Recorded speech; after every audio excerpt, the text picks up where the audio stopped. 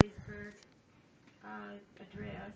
Well, no, actually, that was 1863, but it's the first beginning of the Civil War in 1861.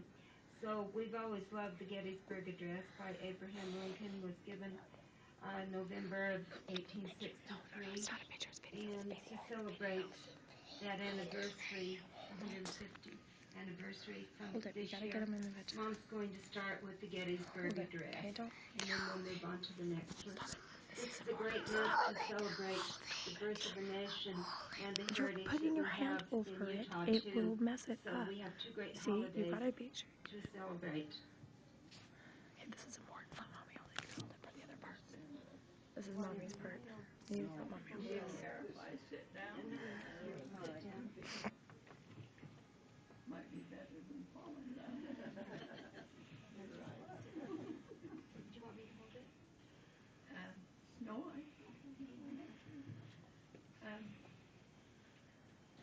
this first one is the Gettysburg Address by Abraham Lincoln, and my grandson sitting over there, my son-in-law sitting over there requested that I do this again.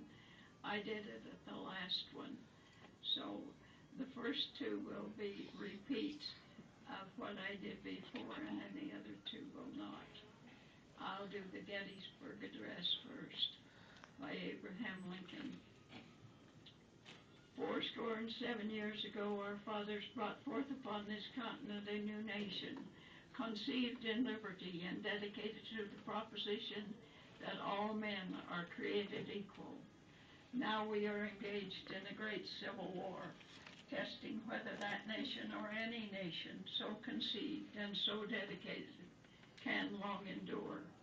Now we are met upon a great battlefield of that war. We've come to dedicate a portion of that field as a final resting place for those who here gave their lives that that nation might live.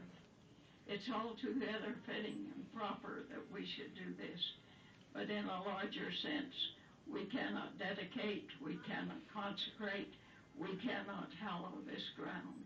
The brave men, living and dead, who fought here have consecrated it far above our power to add or detract. The world will little know nor long remember what we say here, but it shall never be forgot what they did here. It is for us, the living, rather, to be here dedicated to the great unfinished task that is remaining before us, that from this honored dead we shake increased devotion to that cause for which they gave their last full measure of devotion.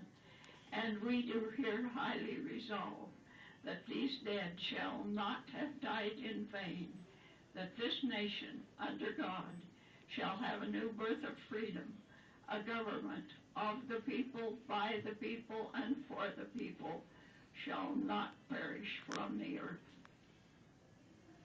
Yay. The Miracle of the Gulls, and it was from my Seagull manual when I was 12 years old in primary, and our teacher required us to learn it, and I've known it ever since. It's a true story. It really happened. This is what has been written about the miracle of the gulls. They saved the green young grain.